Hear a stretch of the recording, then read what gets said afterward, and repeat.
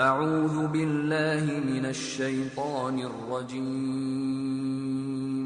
بسم اللہ الرحمن الرحیم الحمد للہ رب العالمین الرحمن الرحیم مالک یوم الدین إياك نعبد وإياك نستعين اهدنا الصراط المستقيم صراط الذين أنعمت عليهم غير المغضوب عليهم ولا الضالين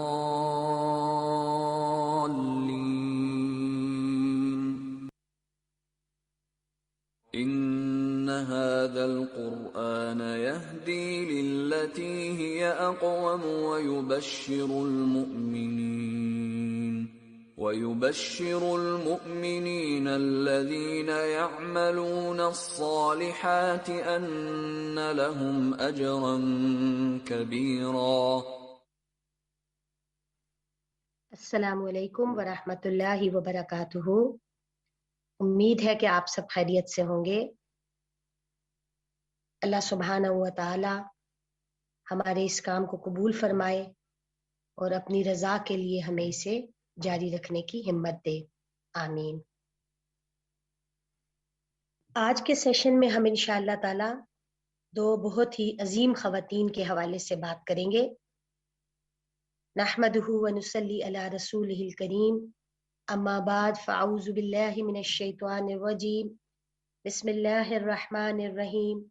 رب اشرح لی صدری ویسر لی امری واحلل عقدۃ من لسانی یفقہوا قولی رب زدنی علما. پہلی خاتون جن کے بارے میں بات ہوگی وہ ملکہ سبا ہیں.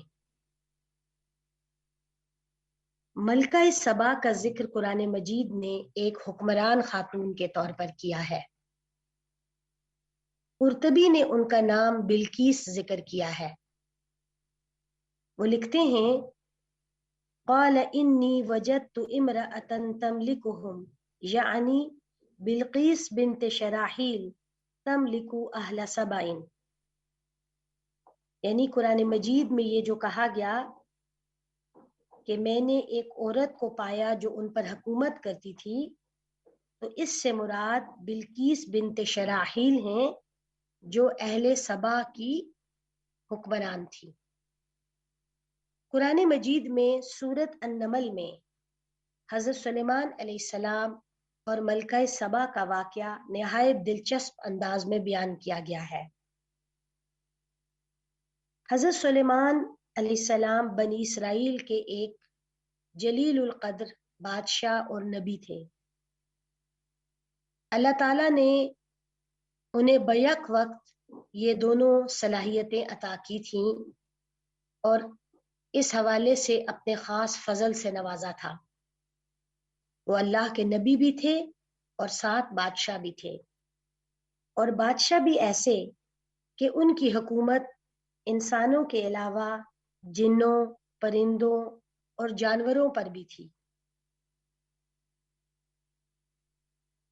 قرآن مجید نے ان کے حوالے سے جو واقعہ بیان کیا ہے اس سے معلوم ہوتا ہے کہ ایک دن وہ اپنے لاؤ لشکر کا معائنہ کر رہے تھے، تو انہوں نے اس میں سے ایک پرندے ہدہد کو غائب پایا.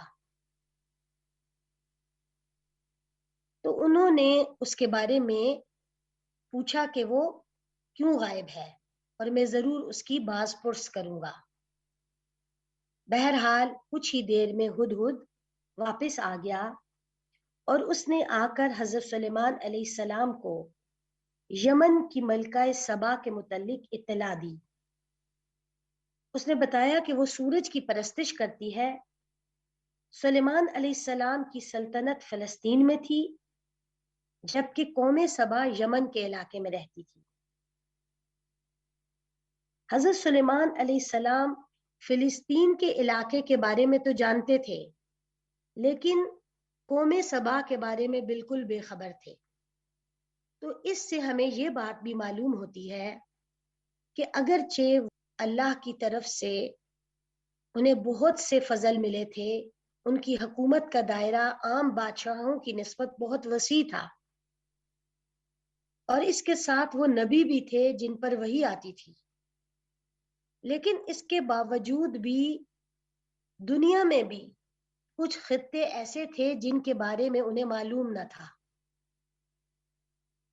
یعنی ان کا علم بھی علم کل نہیں تھا کہ وہ ہر ہی چیز کے بارے میں جانتے ہوں، بلکہ وہ اتنا ہی جانتے تھے جتنا کہ اللہ سبحانہ و تعالی نے انہیں صلاحیت دی تھی، اس سے بیونڈ نہیں وہ جان سکتے تھے۔ کلی علم صرف اور صرف اللہ سبحانہ و تعالی کا ہے، اور اللہ تمام علم والوں سے بڑھ کر ہے، اور اس کے علم کا کوئی احاطہ نہیں کر سکتا سوائے اس کے جتنا اور جس کے لیے وہ چاہے۔ تو بہرحال حضرت سلیمان علیہ السلام کو بھی معلوم نہیں تھا کہ یہ بھی کوئی قوم ہے، البتہ ہدہد جو ایک پرندہ تھا اور وہ ادھر سے ادھر اڑ کر سفر کر سکتا تھا، اس نے جب اس قوم کو دیکھا تو اس نے آ کر حضرت سلیمان کو اس کے بارے میں آگاہ کیا۔ قرآن مجید نے ہدہد کی بات کو کچھ یوں بیان کیا ہے، سورۃ النمل کی آیات 23 اور 24 سنتے ہیں۔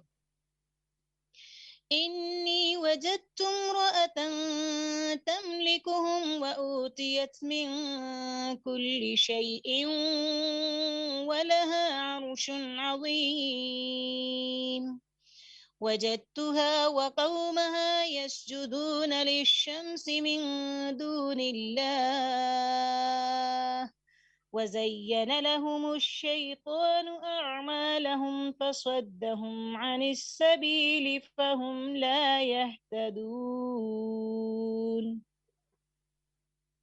ہدہد نے آ کر ان سے کچھ یوں کہا، میں نے ایک عورت کو پایا جو ان پر حکومت کرتی ہے اور اسے ہر چیز دی گئی ہے اور اس کا ایک بڑا تخت ہے۔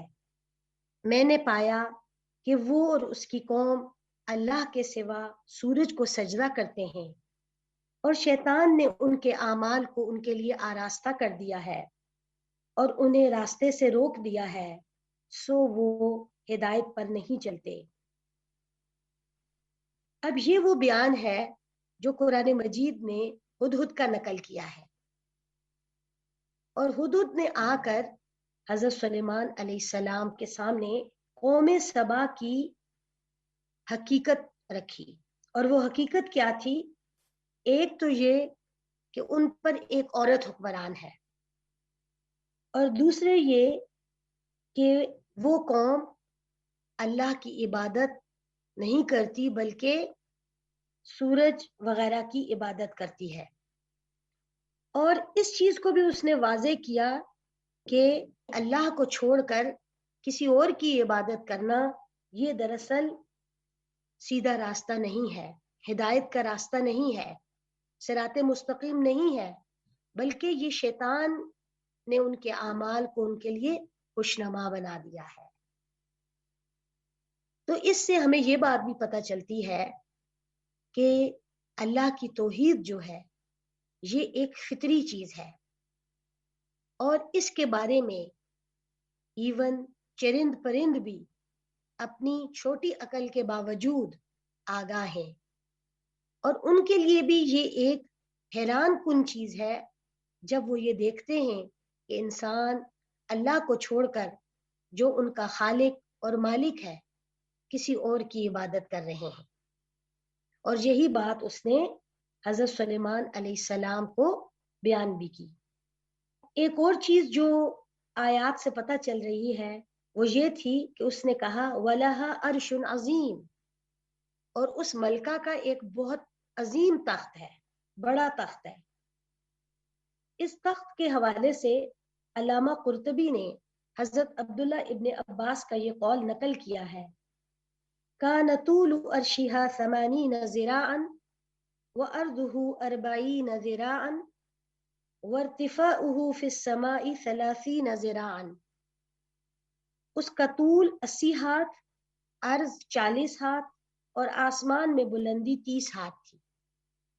یعنی قرآن نے جب کہہ دیا وہ عظیم ہے تو اس سے اندازہ ہوتا ہے کہ وہ کوئی بہت ہی شاندار قسم کا اور بڑی قسم کا تخت تھا۔ حضرت سلیمان علیہ السلام نے یہ سب سن کر ہدہد کے ذریعے ملکہ سبا کو ایک خط بھیجا۔ قرآن مجید نے اس کی بھی تفصیلات بیان کی ہیں۔ اس حوالے سے مفسرین لکھتے ہیں کہ ہدہد جب حضرت سلیمان کا خط لے کر پہنچا تو ملکہ سبا سورج دیوتا کی پرستش کے لیے جا رہی تھی۔ ہدہد نے راستے ہی میں وہ خط ملکہ کے سامنے ڈال دیا۔ قرآن مجید نے اس خط کی عبارت کے حوالے سے جو بات بیان کی ہے وہ سورۃ النمل کی آیات 30 اور 31 میں ہے۔ آیات سنتے ہیں۔ إنه من سليمان وإنه بسم الله الرحمن الرحيم ألا تعلوا علي وأتوني مسلمين۔ یہ خط سلیمان کی جانب سے ہے اور اللہ کے نام سے شروع ہے جو بڑا مہربان اور رحم والا ہے۔ تمہیں میرے خلاف سرکشی کا اظہار نہیں کرنا چاہیے اور تم میرے پاس اللہ کی فرما بردار بن کر آ جاؤ۔ تو خط کے جو مندرجات تھے اس میں سلیمان علیہ السلام نے اپنا ذکر کیا اور پھر اللہ سبحانہ و تعالی کے نام بسم اللہ الرحمن الرحیم سے خط کا آغاز کیا اور ملکہ کو دعوت دی کہ وہ سرکشی چھوڑ کر فرما برداری کی روش اختیار کرے۔ ملکہ سبا نے خط پڑھ کر اپنے درباری امراء سے مشورہ کیا۔ امراء نے کہا ہم زبردست جنگی قوت اور طاقت کے مالک ہیں، ہمیں سلیمان سے مروب ہونے کی ضرورت نہیں۔ بہرحال فیصلہ کرنے کا اختیار انہوں نے ملکہ کو دیا کہ ملکہ جو بھی فیصلہ کرے ہم اس پر راضی ہیں۔ ملکہ اپنی قوت اور طاقت سے بخوبی باخبر تھی، لیکن حضرت سلیمان نے خط جس طرح اس تک پہنچایا تھا اس نے ملکہ کو کچھ سوچنے پر مجبور کر دیا۔ اس لیے اس نے عجلت میں کوئی فیصلہ نہ کرنے کا ارادہ کرتے ہوئے چند قاصدین کے ہاتھ سلیمان علیہ السلام کو تحفے تحائف بھجوائے۔ قاصدین کو بھجوانے کا ایک مقصد یہ بھی تھا کہ وہ حضرت سلیمان کی قوت و حشمت کا صحیح اندازہ لگا سکے۔ یہ ساری بات جو ہے یہ قرآن مجید کے آگے بیان کا مفہوم ہے، اور اس طرح قاصد جو تھے وہ حضرت سلیمان علیہ السلام کے پاس پہنچے اور تحفے تحائف پیش کیے۔ ملکہ نے جس سمجھداری کا ثبوت دیا اور فوری کوئی عجلت والا فیصلہ نہیں کیا، اس کو قرآن مجید نے ان الفاظ میں سورۃ النمل کی آیات 34 اور 35 میں بیان کیا ہے۔ سنتے ہیں۔ قالت إن الملوك إذا دخلوا قرية أفسدوها وجعلوا أعزة أهلها أذلة وكذلك يفعلون وإني مرسلة إليهم بهدية فناظرة بما يرجع المرسلون۔ ملکہ کہنے لگی بے شک بادشاہ جب کسی بستی میں داخل ہوتے ہیں تو اسے خراب کر دیتے ہیں اور اس کے سرداروں کو بے عزت کر دیتے ہیں، اور وہ ایسا ہی کیا کرتے ہیں۔ اور میں ان کی طرف کچھ تحفے بھیجتی ہوں، پھر دیکھتی ہوں کہ ایلچی کیا جواب لے کر آتے ہیں۔ جب قاصدین حضرت سلیمان تک پہنچے تو انہوں نے جواب دیا کہ مجھے ان تحائف کی ضرورت نہیں ہے، انہیں واپس لے جاؤ۔ اگر میرے پیغام کی تعمیل نہ کی تو میں عظیم الشان لشکر کے ساتھ سبا کے ملک پہنچوں گا۔ قاصدوں نے واپس جا کر تمام واقعات سنائے کہ کس طرح سلیمان کے دربار میں جن اور حیوانات بھی ان کا حکم مانتے ہیں۔ ملکہ سبا ایک عقل مند خاتون تھی، وہ ضدی اور ہر دھرم نہ تھی۔ انہوں نے اپنے آپ کو اور اپنی قوم کو ہلاکت میں ڈالنے کے بجائے حضرت سلیمان کے حکم کی تعمیل کا فیصلہ کیا۔ حضرت سلیمان کو بذریعہ وہی علم ہو گیا کہ ملکہ سبا ان کی خدمت میں حاضر ہو رہی ہیں۔ انہوں نے اپنے دربار میں موجود افراد سے پوچھا کہ کون شخص ملکہ سبا کا تخت اس کے پہنچنے سے پہلے یہاں تک لا سکتا ہے، اور جیسا کہ پہلے آپ کو بتایا گیا کہ وہ کوئی معمولی تخت نہیں تھا، وہ ایک عرش عظیم تھا۔ ایک قوی ہیکل جن نے عرض کیا کہ میں دربار کے برخاست ہونے سے پہلے تخت لانے کی طاقت رکھتا ہوں۔ اس کا دعویٰ سن کر حضرت سلیمان علیہ السلام کے ایک وزیر نے کہا، میں پلک جھپکتے میں اس تخت کو یہاں حاضر کر سکتا ہوں۔ چنانچہ حضرت سلیمان نے رخ پھیر کر دیکھا تو ملکہ سبا کے تخت کو موجود پایا۔ یہ جو شخص تھا، اس کے بارے میں قرآن نے بیان کیا ہے کہ یہ علم والا تھا۔ اب اس کے پاس کون سا علم تھا جس کی بنا پر اس نے پلک جھپکتے میں تخت کو وہاں پیش کر دیا، یہ اللہ سبحانہ و تعالیٰ ہی جانتے ہیں۔ لیکن اتنا ضرور معلوم ہوتا ہے کہ اس کو اللہ تعالیٰ نے کوئی خاص قوت اور علم عطا کیا تھا۔ اس پر انہوں نے اللہ تعالیٰ کا شکر ادا کیا، یعنی سلیمان علیہ السلام نے، کہ کیسے پلک جھپکنے میں ان کے حکم کی تعمیل ہو گئی اور کوئی وقت نہیں لگا، اور اتنا بڑا تخت ان کے سامنے موجود ہے۔ اس کے بعد حضرت سلیمان علیہ السلام نے تخت کی حیت میں کچھ تبدیلی کا حکم دیا اور فرمایا کہ میں دیکھنا چاہتا ہوں کہ ملکہ اپنے تخت کو پہچان پاتی ہیں یا نہیں۔ قرآن مجید اس کیفیت کو کچھ یوں نقل کرتا ہے۔ سورۃ النمل کی آیت 42 میں فرمایا، سنتے ہیں۔ فلما جاءت قيل أهكذا عرشك قالت كأنه هو وأوتينا العلم من قبلها وكنا مسلمين۔ تو جب وہ آئی، کہا گیا، کیا یہ تمہارا تخت ہے؟ کہنے لگی، گویا کہ وہی ہے، اور ہمیں تو پہلے ہی معلوم ہو گیا تھا اور ہم فرما بردار ہو چکے ہیں۔ اب یہاں پر بھی ملکہ کی سمجھداری نظر آ رہی ہے۔ ایک تو وہ اپنے تخت کو پہچان بھی گئیں، اور دوسرے اس تخت کے اندر جو تبدیلی تھی اس سے بھی انہیں یہ اندازہ ہو گیا کہ حضرت سلیمان علیہ السلام کس پائے کے حکمران ہیں اور اللہ نے ان کو کیا کیا فضل عطا کر رکھے ہیں۔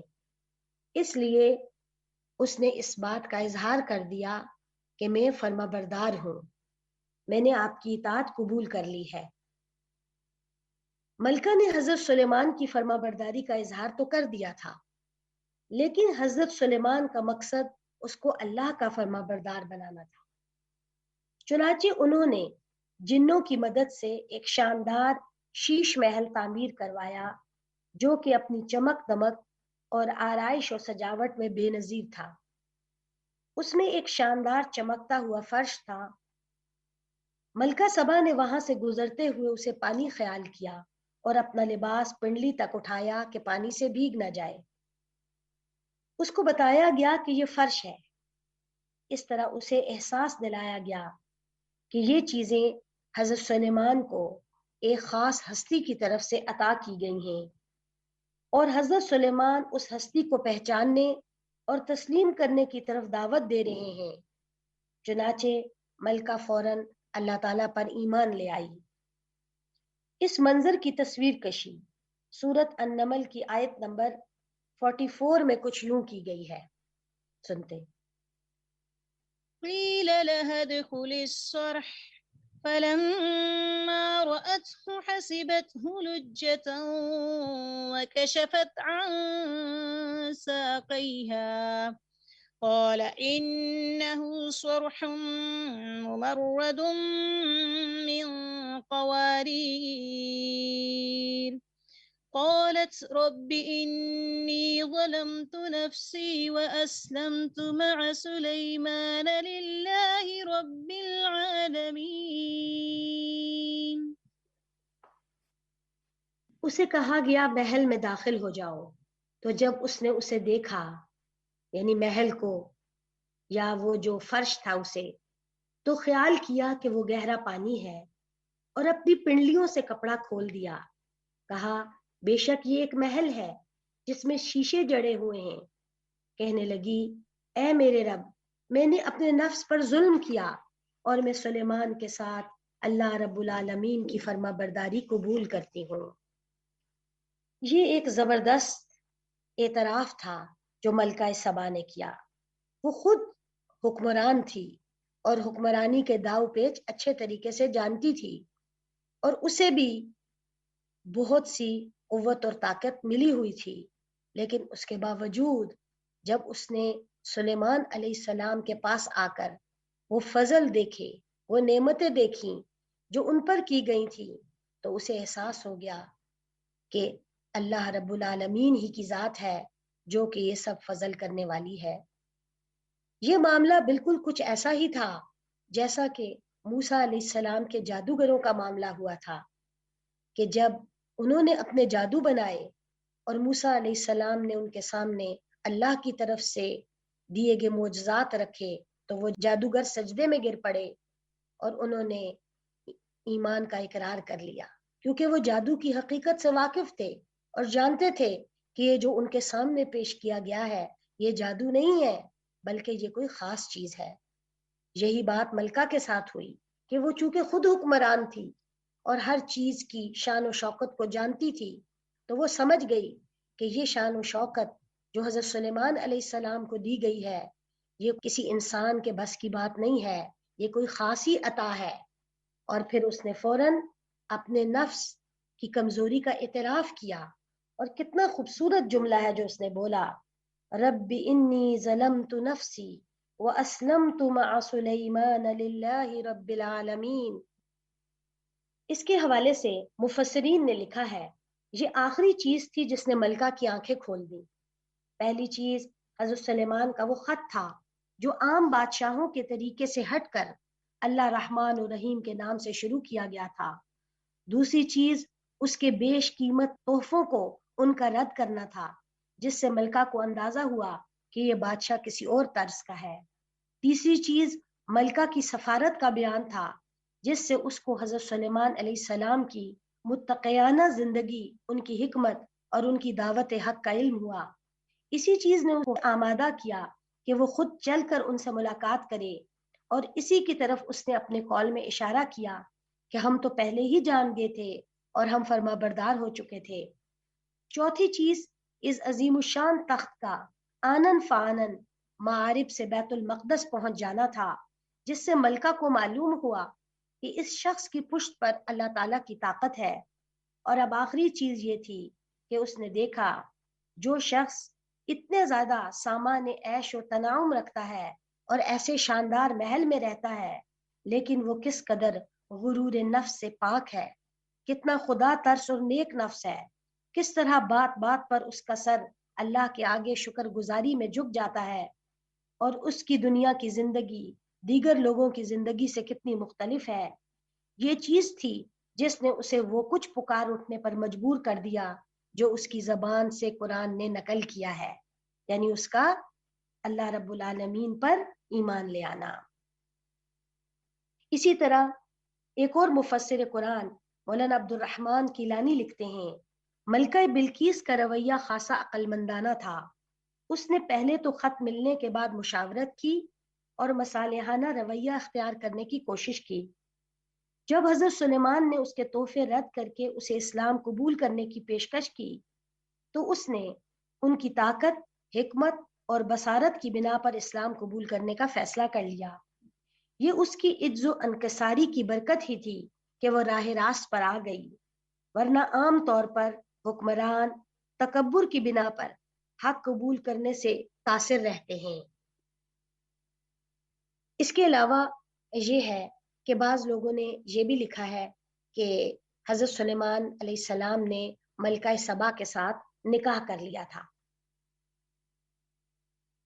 تو اس حوالے سے مفسرین نے قرآن نے مختلف باتیں بیان کی ہیں، لیکن حقیقت یہ ہے کہ اس بارے میں قرآن، حدیث اور تاریخ سے کوئی حتمی بات معلوم نہیں ہوتی۔ قرآن مجید کا انداز ہے کہ وہ اہم ترین بات بیان کرتا ہے، چنانچہ اس نے بلقیس کے قبول دین اور اس کی فرمانبرداری کا ذکر کر کے بات مکمل کر دی۔ ملکہ سبا کی زندگی کے ان واقعات سے ہمیں بہت سے اسباق ملتے ہیں۔ پہلی بات یہ ہے کہ ایک حکمران با اختیار خاتون ہونے کے باوجود عقل مندی سے کام لینا کس قدر ضروری ہے۔ اختیار کی دوڑ میں کامیابی اسی کی ہے جو بر وقت عقل کا استعمال کر کے خود کو اور بہت سے دیگر لوگوں کو نقصان سے بچا لیتا ہے۔ نمبر 2، ملکہ سبا نے باہمی مشاورت کے اصول کو بہترین حکمرانی کا اصول بنایا، جس سے اس نے نہ صرف اہل دربار کے دل جیتے بلکہ انہیں یہ باور کرایا کہ وہ ان کے مشوروں سے بے نیاز ہو کر کوئی کام نہیں کرتی۔ اس سے لیڈرشپ کی بہترین خوبی کا اندازہ ہوتا ہے اور اس کی برکت سے وہ اپنے لوگوں کو ایک بڑی جنگ اور فتنے میں پڑنے سے بچا لیتی ہے۔ تیسری چیز، حق کو پہچان لینے کے بعد اسے قبول کرنے میں دیر نہ کرنا ایک ایسی خوبی ہے جو کسی بھی سمجھدار خاتون کے لیے سنہری مثال کی حیثیت رکھتی ہے۔ ضد اور تعصب کے بجائے قبولیت اور تابعداری کا رویہ معاملات کو سلجھانے میں زیادہ مددگار اور فائدہ مند ہوتا ہے۔ ملکہ سبا نے حق واضح ہو جانے کے بعد کوئی تعامل نہیں کیا اور فوراً اللہ رب العالمین کی فرما برداری کا اظہار کر دیا۔ تو یہ ہے ملکہ سبا بلقیس کی زندگی کہ جنہوں نے ایک حکمران ہونے کے باوجود اللہ کی اطاعت قبول کرنے میں دیر نہیں لگائی۔ تو وہ سب خواتین جو اس طرح کے کسی بھی رول میں ہیں، کہیں پر بھی وہ کسی ذمہ داری کے رول میں ہیں، کسی لیڈرشپ کے رول میں ہیں، ان کے لیے ملکہ سبا کی زندگی میں بہت سی رہنمائی ہے۔ کیونکہ عموماً یہ ہوتا ہے کہ جب انسان کو کوئی اختیار ملتا ہے، کوئی ذمہ داری مل جاتی ہے، تو پھر وہ بعض اوقات اس اختیار کا مس یوز بھی کرتا ہے اور اس اختیار کو اپنی عقل اور اپنے علم کی وجہ سے اپنا حق سمجھتا ہے، اور پھر اس کے اندر اس کی بدولت غرور بھی آنے لگتا ہے، تکبر بھی آنے لگتا ہے، اور ظاہر ہے جب تکبر آنے لگے گا تو پھر اللہ کی بڑائی تو پیچھے چلی جائے گی، کیونکہ کبریائی تو صرف اللہ کے لیے ہے۔ تو ایسے تمام مرد و خواتین کے لیے بھی ملکہ سبا کی زندگی میں بہترین رہنمائی ہے کہ بڑی سے بڑی ذمہ داری ملنے، زیادہ سے زیادہ اختیار ہونے کے باوجود بھی جب یہ معلوم ہو کہ اللہ سبحانہ و تعالی کی اطاعت ہی میں انسان کے لیے کامیابی ہے، فلاح ہے، تو اسے اللہ کے آگے جھک جانا چاہیے اور اللہ کے علاوہ کسی اور کی عبادت اور پرستش نہیں کرنی چاہیے۔ آج کی دوسری خاتون زوجہ اوس بن صامت حضرت خولہ بنت ثعلبہ رضی اللہ تعالی عنہا ہیں۔ حضرت خولہ بنت ثعلبہ قبیلہ بنی اوف سے تعلق رکھتی تھیں، باقاعدہ رسول اللہ صلی اللہ علیہ وسلم سے بیعت تھیں، یعنی وہ خواتین جن سے آپ نے بیعت لی تھی ان میں یہ بھی شامل تھیں۔ نہایت نیک اور متحمل مزاج خاتون تھی۔ یہ وہ جلیل القدر صحابیہ ہیں جن کے شوہر نے ان سے زہار کیا، تو اس مسئلے کے حل کے لیے اللہ تعالیٰ نے قرآن مجید میں سورۃ المجادلہ میں ان کا ذکر کیا اور ان کے مسئلے کے حل کے لیے آیات نازل فرمائیں۔ تو سورۃ المجادلہ کی آیت نمبر 1 اور 2 سنتے ہیں۔ بسم اللہ الرحمن الرحیم قد سمع الله قول التي تجادلك في زوجها وتشتكي إلى الله والله يسمع تحاوركما إن الله سميع بصير الذين يظاهرون منكم من نسائهم ما هن أمهاتهم إن أمهاتهم إلا اللائي ولدنهم وإنهم ليقولون منكرا من القول وزورا وَإِنَّ اللَّهَ لَعَفُوٌّ غَفُورٌ۔ بے شک اللہ نے اس عورت کی بات سن لی جو آپ سے اپنے شوہر کے بارے میں جھگڑ رہی تھی اور اللہ کی جناب میں شکایت کر رہی تھی، اور اللہ تم دونوں کی گفتگو سن رہا تھا۔ بے شک اللہ سب کچھ سننے والا، دیکھنے والا ہے۔ جو لوگ تم میں سے اپنی عورتوں سے زہار کرتے ہیں وہ ان کی مائیں نہیں ہو جاتی، ان کی مائیں تو وہی ہیں جنہوں نے انہیں جنم دیا ہے، اور بے شک انہوں نے ایک بیہودہ اور جھوٹی بات منہ سے نکالی ہے، اور بے شک اللہ معاف کرنے والا، بخشنے والا ہے۔ یہ جو آیات مبارکہ ہیں یہ ایک خاص واقعے کے پس منظر میں نازل ہوئیں، اور وہ واقعہ کیا تھا؟ مفسرین نے اس کو کچھ یوں بیان کیا ہے۔ حضرت خولہ بنت ثعلبہ اپنے چچازاد حضرت اوس بن صامت کے ساتھ بیائی ہوئی تھیں۔ حضرت اوس جب بوڑھے ہو گئے تو ان کے مزاج میں چڑچڑا پن آ گیا۔ ایک روز جھگڑتے ہوئے انہوں نے اپنی بیوی کو کہہ دیا، انتی علی کظہر امی، تو مجھ پر اس طرح ہے جس طرح میری ماں کی پیٹھ۔ زمانہ جاہلیت میں یہ الفاظ طلاق کے لیے بھی استعمال ہوتے تھے۔ خولہ یہ سن کر ازحد پریشان ہو گئیں اور انہیں اپنے گھر کے اجڑنے کا غم اور اپنے بچے بچیوں کی فکر نے انہیں بے چین کر دیا۔ بارگاہ رسالت میں آ کر اپنے بارے میں دریافت کیا، یعنی اللہ کے رسول صلی اللہ علیہ وسلم کے پاس آئیں اور آ کر پوچھا کہ کیا مجھے طلاق ہو گئی ہے ان الفاظ سے؟ نبی کرم صلی اللہ علیہ وسلم نے فرمایا، اس مسئلے کے بارے میں ابھی مجھ پر کوئی حکم نازل نہیں ہوا۔ وہ بار بار عرض کرتی کہ میں اس عمر میں کہاں جاؤں گی، میرے بچوں کا کیا بنے گا، میرا بنا بنایا گھر اجڑ جائے گا۔ نبی صلی اللہ علیہ وسلم یہی جواب دیتے رہے، یہاں تک کہ آپ پر وحی کی کیفیت طاری ہوئی اور اس مسئلے کے بارے میں تفصیلی احکامات نازل ہوئے۔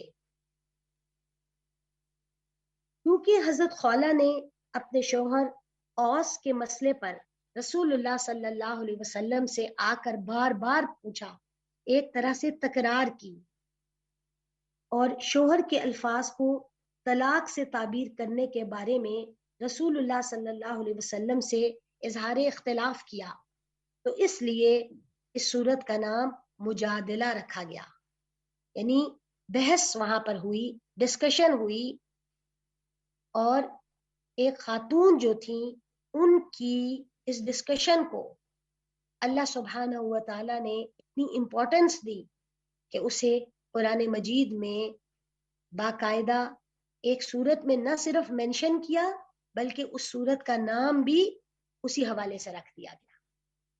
سورہ مجادلہ کی آیت نمبر 1 کی تفسیر کرتے ہوئے محترمہ استاذہ فرحت ہاشمی بیان کرتی ہیں، وہ عورت بات نبی صلی اللہ علیہ وسلم سے کر رہی تھی لیکن فریاد اللہ سے کر رہی تھی کہ اللہ اس کے مسئلے کے بارے میں کوئی حکم نازل کر دے۔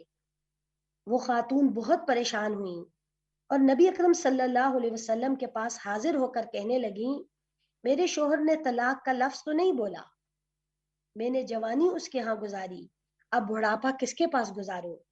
میری اس سے اولاد بھی ہے، اگر میں اس سے دستبردار ہو جاؤں تو اولاد بے توجہی کی نظر ہو جائے گی، اور اگر اپنے پاس رکھوں تو ان کے اخراجات کہاں سے اٹھاؤں۔ وہ ساتھ ساتھ روتی جاتی تھی اور یہ بھی کہتی تھی کہ مجھے کوئی بہتر صورت بتائیے، اور یہ بھی کہ اللہ میرے حق میں کوئی بہتر صورت نازل کر دے۔ تو اللہ نے اس عورت کی یہ غم بھری داستان سن لی۔ تو اس میں یہ بھی بہت سیکھنے کی بات ہے کہ جب انسان ایسی کسی سچویشن میں آ جاتا ہے جب اسے خود بھی نہیں معلوم کہ اس مسئلے کا حل کیا ہوگا، اور اس کے دل میں شدید غم ہے، ایک تکلیف ہے، ایک کرب سے وہ گزر رہا ہے، تو ایسے وقت میں جب وہ اس دلی کیفیت کے ساتھ اللہ سبحانہ و تعالیٰ کو پکارتا ہے تو اس کا یہ کرب اور اس کا یہ غم جو ہے یہ سنا جاتا ہے، اور اس کے لیے اللہ تعالیٰ ضرور کوئی نہ کوئی راہ نکالتے ہیں اور اس کے لیے مدد آتی ہے۔ جہاں تو چونکہ وہ اللہ کے رسول صلی اللہ علیہ وسلم کے سامنے موجود تھیں اور آپ پر وحی آتی تھی، تو اللہ تعالیٰ نے ڈائریکٹ وحی ہی نازل فرما دی۔ لیکن عام طور پر بھی جب دکھی دل کے ساتھ، غمگین دل کے ساتھ کوئی بات اللہ کے سامنے رکھی جائے گی اور بھروسہ اللہ ہی پر ہوگا کہ وہی سننے والا ہے، تو اللہ تعالیٰ یقیناً ایسے اپنی بندیوں اور ایسے اپنے بندوں کی بھی مدد کے لیے کچھ نہ کچھ ذریعہ ضرور بنائیں گے۔ مفسر ابن کثیر بیان کرتے ہیں، حضرت عائشہ رضی اللہ تعالیٰ عنہا فرماتی ہیں، اللہ تعالیٰ کی ذات حمد و ثنا کے لائق ہے جس کے سننے نے تمام آوازوں کو گھیر رکھا ہے۔ یہ شکایت کرنے والی خاتون آ کر نبی صلی اللہ علیہ وسلم سے اس طرح چپکے باتیں کر رہی تھی کہ باوجود اسی گھر میں موجود ہونے کے میں مطلقاً نہ سن سکی کہ وہ کیا کہہ رہی ہیں، لیکن اللہ تعالیٰ نے اس پوشیدہ آواز کو بھی سن لیا اور یہ آیت نازل ہوئی۔ تو اگرچہ وہ اللہ کے رسول صلی اللہ علیہ وسلم سے بار بار بات کرتی تھی لیکن ان کی آواز اونچی نہیں تھی۔ یہ حضرت عائشہ کی گواہی ہے، اسی حجرے میں تھی حضرت عائشہ بھی، لیکن انہیں نہیں معلوم ہو رہا تھا کہ وہ کیا کہہ رہی ہے، لیکن اللہ تعالیٰ نے 7 آسمانوں سے اوپر اس کی آواز سن لی، اس لیے کہ اللہ تعالیٰ السمیع ہے، العلیم ہے، وہ ہر چیز سننے والا ہے، وہ ہر چیز کا علم رکھتا ہے۔ بہرحال اللہ تعالیٰ نے ان آیات میں جو معاملہ ان کے شوہر نے کیا تھا اسے زہار کہتے ہیں، زہار کے حکم کے ساتھ ساتھ اس کا کفارہ بھی نازل کیا تاکہ آئندہ کے لیے لوگ اس حرکت سے باز رہیں، اور اگر کوئی ایسی حرکت کر بیٹھے تو پھر اس سے نکلنے کا راستہ یہ ہے کہ وہ کفارہ ادا کرے اور پھر اس سے نکل آئے۔ تو اس کفارے کا ذکر قرآن مجید میں سورت المجادلہ ہی کی آیات نمبر 3 اور 4 میں کیا گیا، سنتے ہیں۔ والذين يظاهرون من نسائهم ثم يعودون لما قالوا فتحرير رقبة من قبل أن يتماسا ذلكم توعظون به والله بما تعملون خبير فمن لم يجد فصيام شهرين متتابعين من قبل أن يتماسا فمن لم يستطع فإطعام 60 مسكينا ذلك لتؤمنوا بالله ورسوله وتلك حدود الله وَلِلْكَافِرِينَ عَذَابٌ أَلِيمٌ۔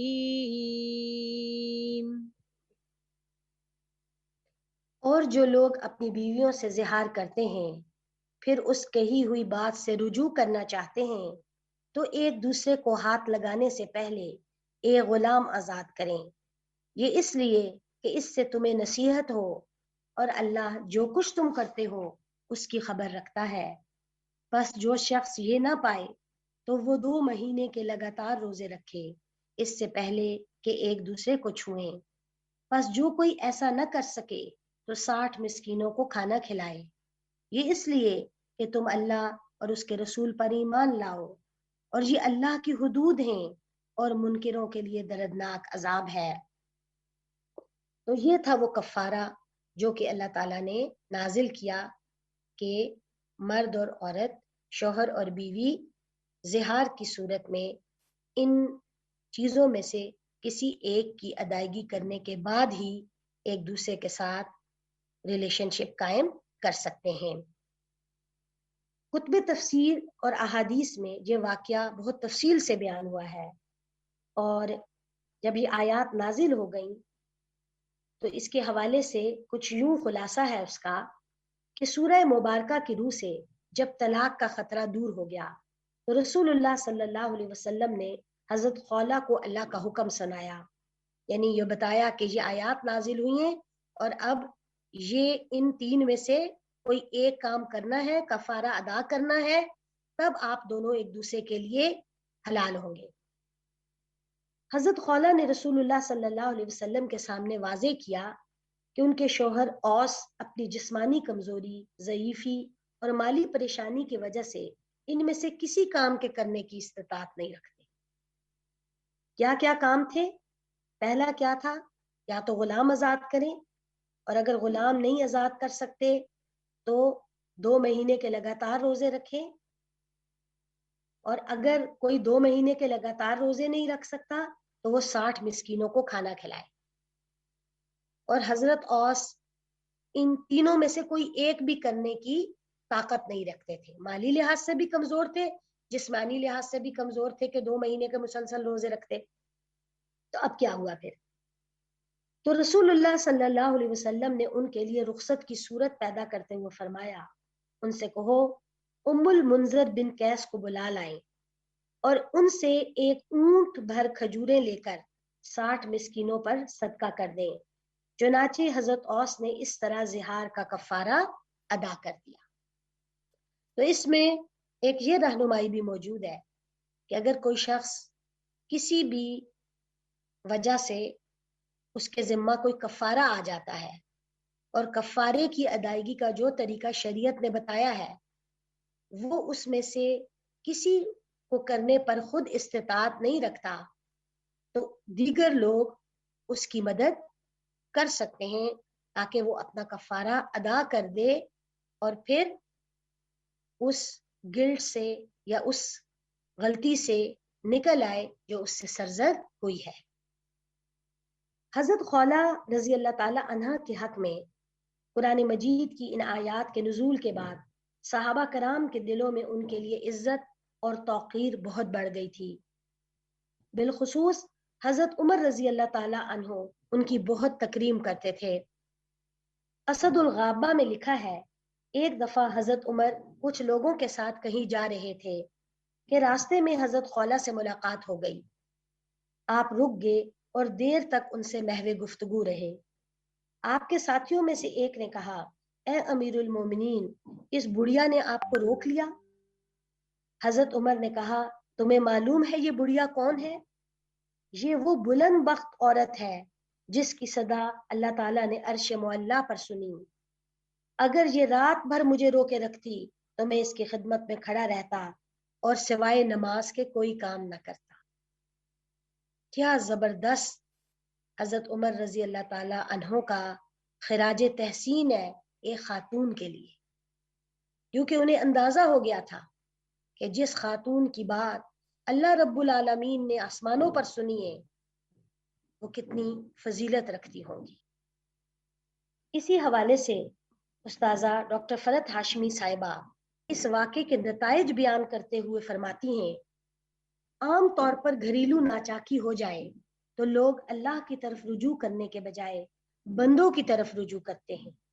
لڑکیاں عام طور پر ماں باپ کے سامنے پریشانی کا اظہار کرتی ہیں، مرد حضرات اپنے خاندان میں بات کرتے ہیں۔ اس طرح وہ معاملہ جو 2 لوگوں کے درمیان ہے وہ 2 خاندانوں کے درمیان ہو جاتا ہے، اور پھر ہر ایک اپنی اپنی رائے اور سوچ کے مطابق مشورے دینے لگتا ہے۔ بعض اوقات بات اتنی نہیں ہوتی جتنی بڑی بن جاتی ہے۔ ہونا یہ چاہیے کہ جہاں کوئی اختلاف ہو جائے پہلے صبر و تحمل سے باہم خود سلجھانے کی کوشش کریں، عفو و درگزر سے کام لیا جائے، اور اگر نہ سلجھے تو یہ دیکھے کہ اللہ کا حکم اس معاملے میں کیا ہے۔ کسی بھی انسان کے پاس جانے سے پہلے اللہ کی طرف رجوع کریں، اللہ سے فریاد کریں، گڑ گڑا کر دعائیں مانگیں، کیونکہ سب کے دل اللہ کے ہاتھ میں ہیں، سب کے دلوں کا حال اللہ جانتا ہے اور ہر چیز پر وہ قادر ہے۔ اس عورت نے چونکہ اپنا معاملہ اللہ کے پاس رکھا، نبی صلی اللہ علیہ وسلم کے ذریعے اپنی فریاد اللہ تک پہنچائی، تو اللہ نے اس کی بات سن لی۔ تو یہ ہے اصل میں ایسے کسی بھی مشکل سچویشن میں کرنے کے کام۔ بہرحال حضرت خولہ بنت ثعلبہ کا یہ واقعہ واضح کرتا ہے کہ اللہ کے ہاں ایک خاتون کی کس قدر قدر و قیمت ہے جب وہ مکمل بھروسے کے ساتھ اپنے رب کو پکارتی ہے۔ مرد ہو یا عورت، جو بھی اللہ کو پکارے اور سچے دل سے نیک نیتی کے ساتھ اس کی طرف رجوع کرے تو اللہ اس کی بات سنتا ہے۔ بعض مسائل کے پیش آنے میں بہت سے افراد کے لیے خیر چھپی ہوتی ہے۔ مسئلہ زہار کا حکم اس واقعے کے بعد پوری امت کی رہنمائی کے لیے نازل کر دیا گیا۔ زندگی میں بعض اوقات ناچاکی کا ہونا ایک فطری سی بات ہے۔ ایسے معاملات میں صبر و تحمل کے ساتھ مسائل کا حل ڈھونڈنا چاہیے اور قرآن و سنت کی طرف رجوع کرنا چاہیے۔ شوہر کی سخت طبیعت کے باوجود ایک خاتون اپنے گھر کو بچانے کے لیے فکر مند نظر آتی ہیں، جس میں آج کی عورت کے لیے بڑی رہنمائی ہے کہ چھوٹی چھوٹی باتوں پر گھر اور خاندان جیسی نعمت کی ناشکری نہیں کرنی چاہیے۔ ممکنہ حد تک گھروں کو بنائے رکھنے کی کوشش کریں تاکہ معاشرہ مضبوط بنیادوں پر قائم ہو سکے۔ تو یہ تھیں حضرت خولہ بنت ثعلبہ رضی اللہ تعالی عنہا۔ اللہ تعالیٰ سے دعا ہے کہ اللہ تعالیٰ ہمیں بھی زندگی کے اہم مواقعوں پر اپنے رب کی طرف رجوع کرنے کی توفیق عطا فرمائے اور اسی سے مدد مانگنے کی توفیق عطا فرمائے۔ اللہ سبحانہ و تعالیٰ سب کا حامی و ناصر ہو۔ جزاکم اللہ خیرا کثیرا۔ سبحانک اللہم و بحمدک، اشہد ان لا الہ الا انت، استغفرک و اتوب الیک۔ السلام علیکم ورحمۃ اللہ وبرکاتہ۔ تلاوت۔ اعوذ باللہ من الشیطان الرجیم، بسم اللہ الرحمن الرحیم۔ قد سمع اللہ قول التي تجادلك في زوجها وتشتكي إلى الله والله يسمع تحاوركما إن الله سميع بصير۔ الذين يظاهرون منكم من نسائهم ما هن أمهاتهم إن أمهاتهم إلا اللائي ولدنهم وإنهم ليقولون منكرا من القول وزورا وإن الله لعفو غفور۔ والذين يظاهرون من نسائهم ثم يعودون لما قالوا فتحرير رقبة من قبل أن يتماسا ذلكم توعظون به والله بما تعملون خبير۔ فمن لم يجد فصيام شهرين متتابعين من قبل أن يتماسا فمن لم يستطع فإطعام 60 مسكينا ذلك لتؤمنوا بالله ورسوله وتلك حدود الله